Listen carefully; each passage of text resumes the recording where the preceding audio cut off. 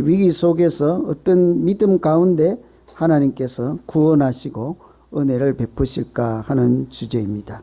이 사람은 누구나 살면서 크고 작은 위기를 당하기 마련이죠. 뭐 의도하지 않아도 아무리 잘해도 어쩔 수가 없습니다. 저도 한 이틀 전에 우리 어디 신방을 가느라고 신호가 다 떨어져서 이렇게 앞차가 좌회전할 때 앞에 차가 한 대 가고 2대 정도 돌 수 있잖아요. 제가 이제 2번째로 딱 도는데 가만 보니까 저 앞에서 검은 차가 아무 생각 없이 전속력으로 달려오는 거예요. 그 순간에 제가 아마 이렇게 빨리 돌았든지 아니면 뒤에 분들하고 얘기를 했든지 한눈을 팔았으면 대여섯 명 교회 차니까 같이 그냥 그 자리에서 그냥 오늘 못 뵐 수도 있었습니다.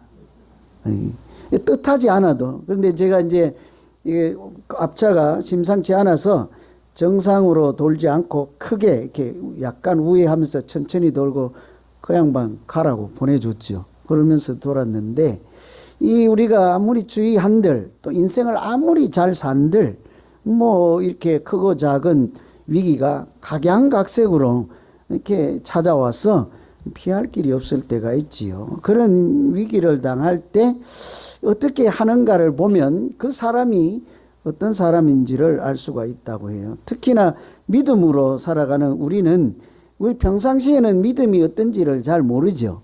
그런데 위기를 만날 때 그 믿음이 어떤 믿음인지 금방 알 수 있지 않습니까? 위기가 때로는 평범한 사람을 위인으로 만들기도 하고 때로는 이렇게 폐인으로 만들기도 하죠. 이 예나 지금이나 마찬가지입니다. 제가 이렇게 오늘 말씀 준비하면서 여러 글을 보는데 그런 얘기가 있더라고요. 대원군 때 일인데, 흥성대원군 때 일인데, 당시에 이제 젊은 청년이 벼슬을 얻기 위해서 대원군을 찾아가서 큰 절을 했습니다. 그런데 웬일인지 절하는 것에 별로 관심을 보이지도 않고 자기가 하고 있던 붓으로 난초 있죠. 난 그리는 거. 그것만 열심히 그리는 거예요. 그 젊은이가 속으로 아니 내가 드리는 것을 보지 못했는가 싶어서 소리를 해서 헛기침을 한번 하고 다시 한번 큰 절을 올려드렸습니다. 그런데 바로 그때 큰 이제 사단이 난 거죠. 호통을 치면서 야 이놈 살아있는 사람에게 2번 절을 하다니 나를 죽은 송장으로 취급한다니 도대체 있을 수가 있는 일이냐. 뭔 소리인지 아세요 여러분? 사람에게 제사 지내거나 죽은 자에게는 2번 절하고 산 사람에게는 한 번 하잖아요. 저한테 절대 2번 인사하면 안 돼요. 그죠? 산 사람에게는 한 번 하는데 대원군이 버젓이 살아있는데 큰 절을 2번 하니까 제사 지내는 걸로 이제 받아들이고 야 이놈 하고 나를 송장으로 취급하느냐 하고 불어령이 떨어진 거죠. 대원군이 많잖아요. 아주 무서운 사람이잖아요. 젊은이가 이제 큰 위기를 맞았습니다. 그래서 그 순간에 그래도 기지를 발휘해서 하는 대답이 첫 번째 제가 올려드린 절은 처음 뵙겠습니다 한 것이고 두 번째 한 번 더 절을 한 것은 아는 채도 안 하니 이제 물러가겠습니다 하는 절이었습니다. 이렇게 대답을 한 거죠. 그것이 뭐 옳든 그러든 뭐 이렇게 대원군이 그 사람의 기계를 본 거예요. 그렇게 무서운 사람, 왕의 권위를 가진 사람 앞에서 그래도 이렇게 쫄지 않고 당당히 배짱을 가지고 대원군에게 그렇게 지혜롭게 말하는 그 사람을 등용을 했다 하는 일화가 있습니다. 보통 우리는 위기를 만나면 당황하거나 두려움에 사로잡혀서 아무것도 할 수 없는 무능력자가 되기가 쉽지요. 우리가 흔히 호랑이 굴에 가도 정신 차리면 산다고 하잖아요. 안 가본 사람들이 하는 소리지. 호랑이 굴에 들어가 보세요. 정신이 차려집니까? 혼줄이 다 나가고 없습니까? 잘 모르세요? 저는 호랑이 굴은 안 가봤어도 곰 굴에 들어갔다가 그런 일을 당한 적이 있어요. 다 아시죠? 갑자기 곰이 나타나니까 이게 발이 떨어지지 않는 사람들 봤다니까요. 눈앞에서. 근데 꼭 바보처럼 보이긴 해요. 왜 나는 뛸 수 있는데 저 사람은 못 뛰나 싶은 생각도 들지요. 그런데 사람마다 다른 거예요. 곰이 아니라 마음의 두려움이 사로잡히면, 마음을 그 두려움이라는 것이 꽉 잡으면요, 이렇게 마음이 잡히고 생각이 잡혔다는 말은 두뇌가 굳어버리는 거잖아요. 발을 움직일 수가 없게 되는 거죠. 대원군을 만났던 젊은이는 그렇지 않고 왕의 위험 앞에서 위기를 만났지만 당황하지 않고 오히려 위기를 기회로 살려낼 수가 있었던 경우이죠. 오늘 말씀이 딱 이런 말씀이에요. 다니엘이라고 하는 청년이 대원군은 아니지만 포로로 잡혀갔던 나라 바벨론 왕 앞에서 큰 위기를 만난 일이 있었습니다. 그러나 그 위기 속에서 믿음을 잘 지키고 오히려 자기 믿음만 지킨 것이 아니라 하나님께 영광을 올려드리는 그런 말씀이죠. 갑작스럽게 찾아온 해결할 수 없는 문제 앞에서 이렇게 위기를 만났을 때 다니엘이 어떻게 살아남았을까? 다니엘의 이야기이기도 하지만 사실은 믿음의 사람들, 하나님의 자녀들이 이렇게 자기 스스로 해결할 수 없는 문제를 봉착했을 때 하나님께서 그 가운데서 어떻게 우리의 믿음을 지켜주시고 또 인도하시고 우리의 어떤 믿음 가운데 역사하시는가, 이런 말씀입니다. 첫째는 하나님을 신뢰하는 믿음에 하나님은 은혜를 베풀어 주십니다. 그냥 신뢰가 아닙니다. 전적으로 무조건적으로 100% 확신하는 그런 믿음에 하나님은 그런 믿음을 외면하지 않고 반드시 은혜를 베푸시고 살 길을 열어주시죠. 16절 보시면 다니엘이 들어가서 왕께 구하기를 시간을 주시면 왕에게 그 해석을 알려드리겠나이다. 여러분, 지금 이 다니엘의 대답인데 나에게 시간을 주시면 제가 다 알려드리겠습니다. 네, 이 감히 이 말을 할 수 없는 처지였거든요. 어떤 일이 있었는가 하면 그 바벨론 왕이에요. 요즘 같으면 트럼프 같은, 아니면 그보다 더 무서운 애굽의 바로 같은 이런 사람, 자기 마음대로 생사 여타를 마음대로 할 수 있는 그런 제왕이지요. 신적인 존재입니다. 당시에는 그런 사람들이 신이죠. 그 왕이 어느 날 자기가 꿈을 꾸고는 사람들에게, 신하들에게 그러는 거예요. 내 꿈을 알아맞히고 그 뜻이 무엇인지 빨리 말해달라. 여러분, 우리 꿈을 꾸면 어떻게 합니까? 다른 사람에게 내가 어젯밤에 이런 꿈을 꾸었습니다. 이게 무슨 뜻인지 모르니 권사님 좀 도와주세요. 이게 무슨 뜻일까요? 이러잖아요. 근데 이 양반은 무슨 배짱인지 꿈 내용은 말하지도 않고 자기 꿈을 우선 맞춰내라는 거예요. 자기 속에 든 꿈을 어떻게 우리가 알아맞히냐고. 그리고는 일단은 자기 꿈을 알아내고 그 뜻도 함께 풀어내라 했더니 꿈을 감당하거나 또 그런 분야에 일하거나 그 나라에 있던 지혜자들이 아무리 생각해도 가능한 일이 아니잖아요. 그래서 솔직하게 말한 거죠. 신이라면 모를까? 우리 같이 이렇게 육체를 입고 사는 사람 말고 다른 존재인 신이라면 모를까? 우리는 사람은 감히 이 일을 할 사람이 한 사람도 없나이다 하고 그냥 솔직하게 말한 거죠. 그랬더니 이 사람도 막무가내인가 봐요. 그랬더니 자기 마음에 안 든다고 꿈과 관련된 사람 다 죽여라 이렇게 한 거죠. 그 속에 죽임을 당할 사람들 속에 다니엘이 포함되어 있는 거예요.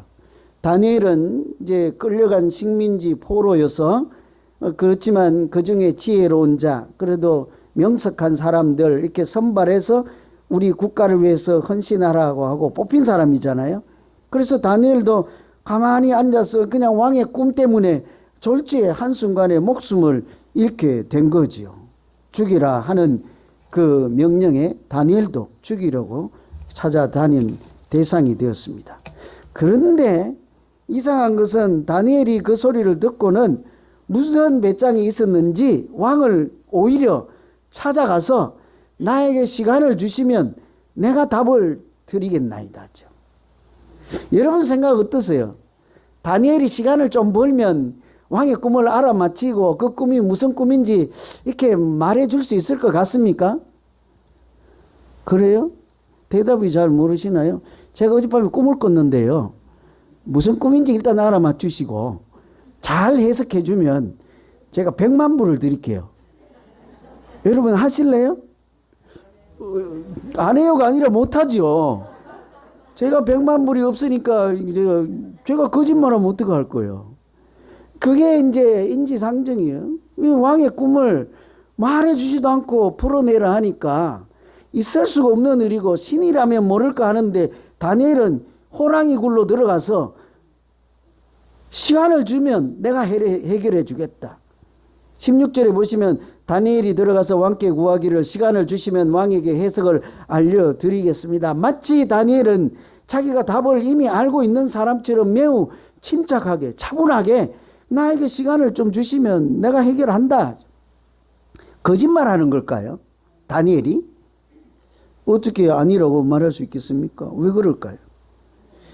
위기를 만나면 보통은 두려움에 사로잡히고 생각과 이성도 마비되고 분별력, 있던 지혜도 다 사라지잖아요. 굉장히 어렵습니다. 그런데 이 사람들이 보통은 그런 처지라서 윈스턴 처칠이라는 사람도 우리가 두려워해야 할 것은 두려움 자체다 그래요.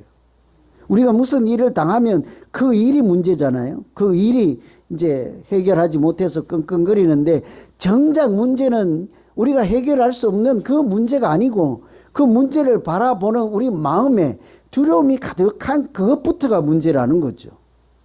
그런 경우를 이렇게 당해보았습니까? 우리 다 공통적으로 코로나라고 하는 문제들 앞에 봉착했을 때 어땠어요, 여러분? 이제 우리가 다 지구가 멸망한다, 살 날이 며칠 안 남았다 하고 밥도 안 잡수고 굶으신 분들도 들어 계시죠?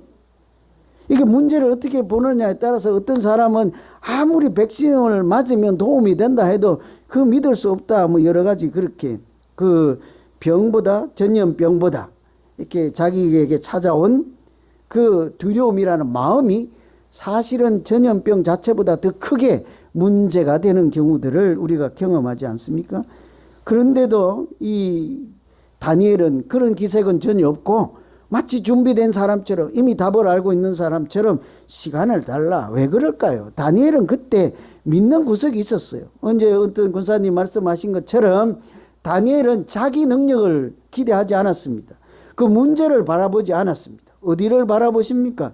하나님을 생각하는 거죠. 그런데 이미 하나님이 답을 주셨습니까? 주셨어요? 아직 묻지도 않았는데. 그 믿음이 다니엘보다 더 좋으셨어요. 아직 답을 주시지도 않고 구하지도 않았는데 이 사람은 이미 하나님에 대한 믿음이 너무 있잖아요. 완전 전적인 믿음이에요. 틀림없이 하나님이 주실 것이라 내가 말씀드리면 답을 주실 거라는 확신이 있어서 아직 묻지도 않은 질문에 그 답이 흔들림이 없는 거죠. 그러니 주실 것이라는 확신에 있어서 가서 하나님을 생각하니 괜찮다. 안심이 되는 거죠. 하나님은 하실 수 있다. 여러분 이처럼 틀림없이 위기 속에서 하나님이 내게 지혜 주시고 능력도 주시고 나를 고아처럼 버려두시지 아니할 것이다. 그런 믿음으로 우리가 살아가면 그래서 위기 속에서도 다 안 한 사람처럼 살아갈지라도 하나님은 그런 믿음을 외면하시지 아니하고 반드시 은혜를 주시고 그런 믿음 가지고 살아가는 하나님의 자녀들을 긍휼히 여기실 줄로 믿습니다. 하나님은 이런 믿음 가운데 역사하신다는 말씀이에요. 여러분 다니엘만 그런 것이 아닐까? 모세가 죽고 그 후계자로 여호수아라고 하는 젊은 지도자가 이렇게 대를 이어서 인도에 가야 되잖아요. 광야를 거쳐서 이제 가나안 땅에 들어가야 되는데 자기 앞에 큰 이렇게 산 같은 모세라는 지도자 영도자가 이렇게 사라지고 자기가 이제 큰 일을 맡았으니 얼마나 두렵겠습니까? 나는 할 수 없을 것이다. 감히 내가 어떻게 할까? 그러는데 그때 하나님이 여호수아에게 하시는 말씀이 뭐예요? 담대하라. 두려워하지 말고 놀라지 말라죠. 한 마음에 두려움을 품지 말고 담대하라. 이 얘기는 이렇게 쫄지 말라는 얘기가 아니라 사실은 하나님을 바라보라 얘기지 않겠습니까? 여호수아라고 하는 너 지식과 너 능력이나 네가 무엇을 할 수 있는지를 가늠해보지 말라죠. 네 앞에 펼쳐져 있는 그 광야를 보지 말고 네가 인도해야 될 수많은 백성들을 보지 말고 너는 어디로 눈을 들어 하나님을 보라는 얘기이지 않겠습니까? 그때서부터 문제를 풀어가는 단초를 하나님이 보여주시죠.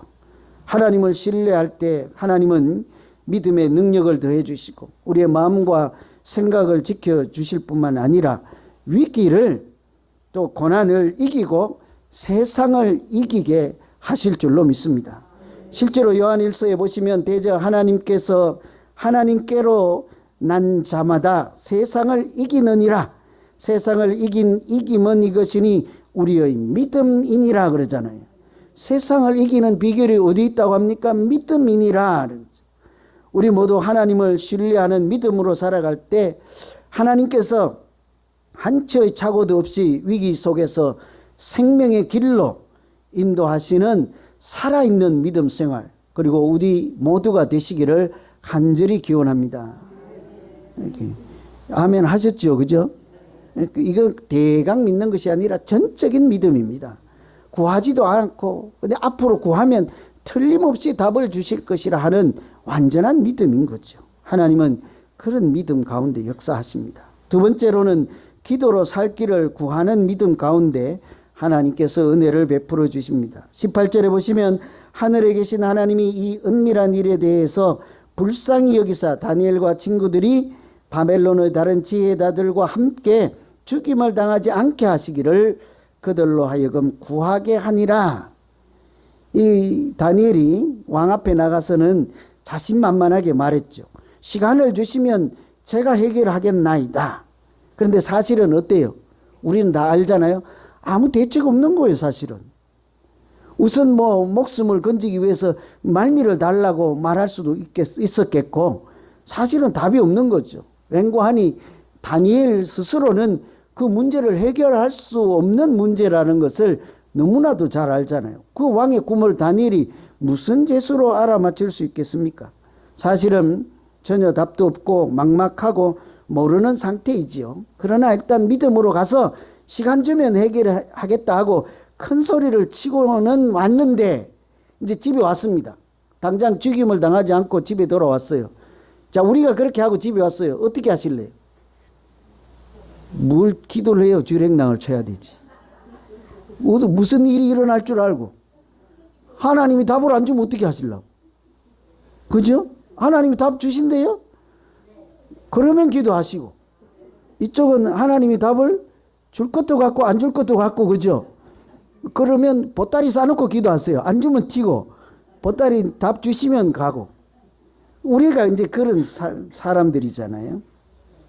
다니엘도 사실은 우리가 다를 바가 없죠. 막막하죠. 집에 돌아와서 그런데 주랭랑을 치지도 않고 어떻게 도망갈까? 아니면 나보다 더 똑똑해서 저 사람 그 왕이 요구하는 것을 다 들어줄 만한 사람이 어디에 있을까 하고 전화해서 찾아보고 물어보고 찾아다니고 안절부절하고 그러지 않았어요.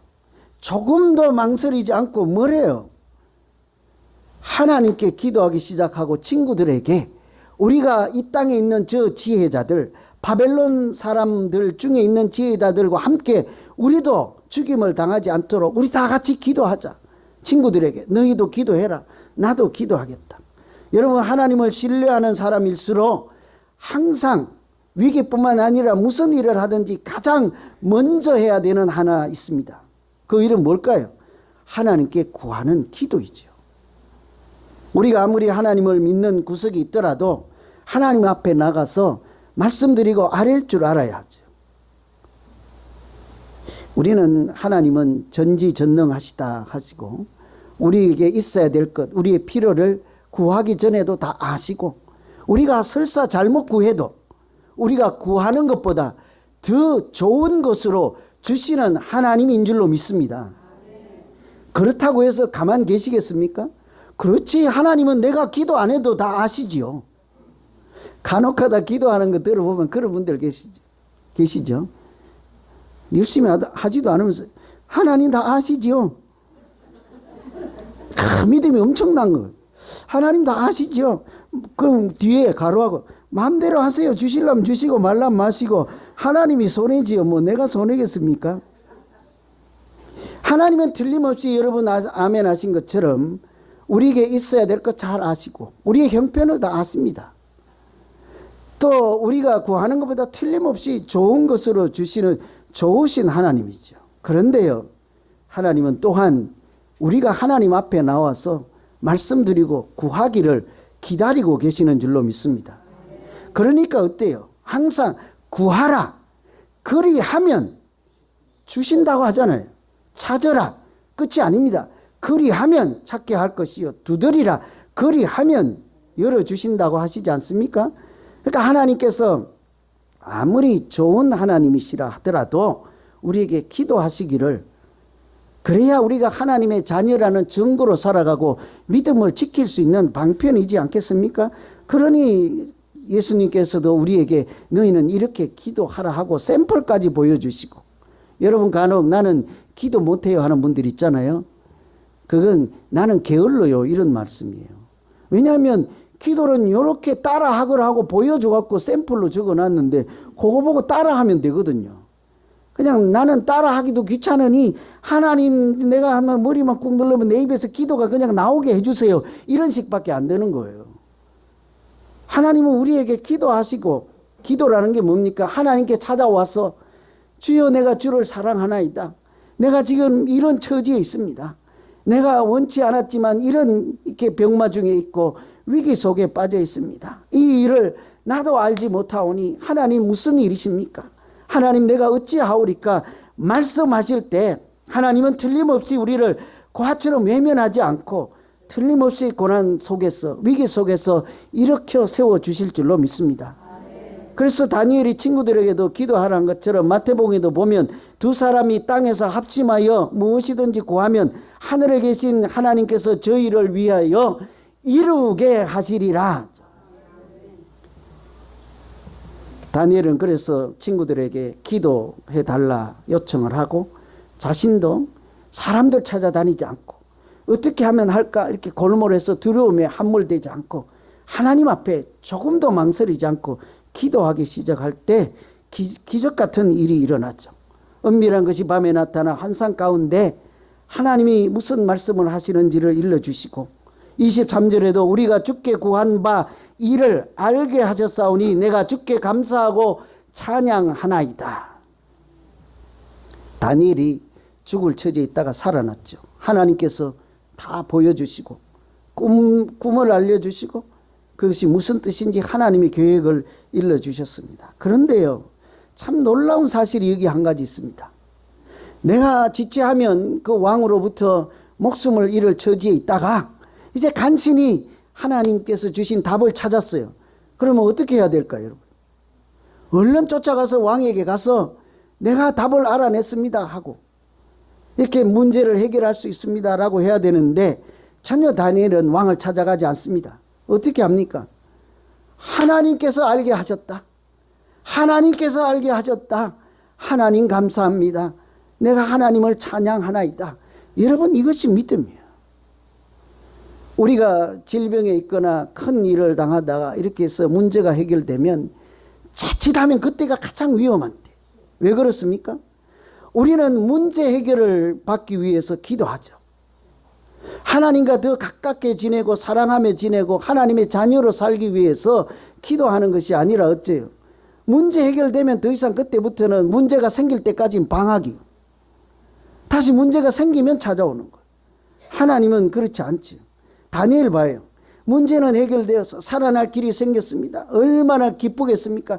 한달음에 쫓아가서 내가 답을 찾았습니다. 모든 사람 살아날 수 있습니다. 이렇게 해야 되는데 그렇지 않습니다. 하나님께서 하셨습니다. 하나님 감사합니다. 내가 주의 이름을 찬양하나이다. 이게 기도예요. 여러분 혹시 질병에 걸리거나 큰 일을 당하거나 해결 안 받으시면요, 그냥 우리 가끔 우리도 잘 아프고 하니까 최근에라도 큰 병에 걸렸다가 아니면 무슨 문제 있다가 해결 안 받았으면 여기저기 가서 이 병원이 좋다더라, 저 병원이 좋다더라, 이 의사가 좋다더라, 이 약이 좋다더라 그렇게 하지 말고 한 번이라도요, 하나님이 하셨습니다. 이번에는 하나님이 살려주셨습니다. 하나님을 찬양하나이다. 이렇게 고백하시고 감사를 올려드리면 하나님께서 다음에 무슨 위기가 오든지 더 큰 일이 있을지라도 하나님의 비밀한 역사를 나타내시고 더 큰 은혜로 채워주실 줄로 믿습니다. 여러분 다 아시는 록펠러라는 사람이 부자잖아요. 성공한 사람이고 기도도 잘하고 헌금도 잘하는 그런 사람인데 이 사람도 아주 예전에 이런 믿음의 시련이 있었던 때가 있었죠. 친구가 권유를 해서 광산업 이제 시작을 했는데 사기를 맞아서 투자했던 거 다 날리고 그런 위기를 당했을 때 어떻게 빚 독촉하는 사람들은 날마다 찾아오고 너무 괴로워서 이렇게 죽을까 말까 이런 생각들을 하고 있었죠. 그런데 우리가 잘 아는 대로 이 사람은 워낙에 이렇게 어릴 때부터 11조라는 것을 배워서 항상 11조의 대명사라고 알려진 사람이지 않습니까? 그러니 더 억울한 거죠. 그래서 그 폐광된 이제 쓸모가 없는 광산의 굴에 들어가서 그 땅에 바닥에 엎드려서 이렇게 하는 거예요. 하나님의 말씀은 이름일찍도 틀림없음을 믿습니다. 저는 지금까지 온전한 11조를 드려왔습니다. 그런데 왜 나에게, 왜 내가 이런 시련을 당해야 됩니까? 하나님이 살아계심을 보여주십시오. 여기도 봐요. 참 놀랍죠. 하나님 내가 믿음 생활 잘했잖아요. 다른 사람들 하지도 않는 그런 11조도 열심히 하고 하나님 보시기에도 괜찮은 사람이지 않았습니까? 그런데 왜 내가요? 내가 당한 이 사기 풀어주시고 사기친 그놈 꼭 잡아다가 감옥에 넣어주시고 원금은 꼭 해소할 수 있도록 하나님 문제 안 풀어주면 나 교회 안 다닐 거예요. 이렇게 해야 되는데 마지막에 이 사람이 뭐래요? 내 문제를 풀어주세요. 이렇게 하지 않고 뭐래요? 하나님이 살아계심을 보여주십시오. 그리고는 그 땅바닥에서 기도할 때 한참 지났을 때 자기 마음에 주시는 응답이 이렇습니다. 때가 되면 열매를 거두리라. 더 깊이 파라. 때가 되면 열매를 거두리라. 더 깊이 파라. 여러분 파시겠습니까? 물건을 파는 게 아니고 광산업을 시작했다가 아무 쓸모없는 광산을 돈만 주고 날린 거죠.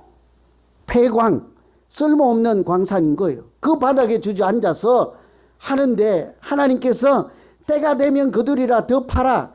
파시겠어요? 그냥 어떻게 할래요? 끝났다니까요. 전문가들이 끝났다고. 광산은 잘 못 알아들으셨나? 그 광산은 쓸모가 없는 광산이라고 전문가들이 다 이제 문 닫고 떠난 문 닫은 광산이에요. 그런데 가서 그 곡괭이로 판다고요?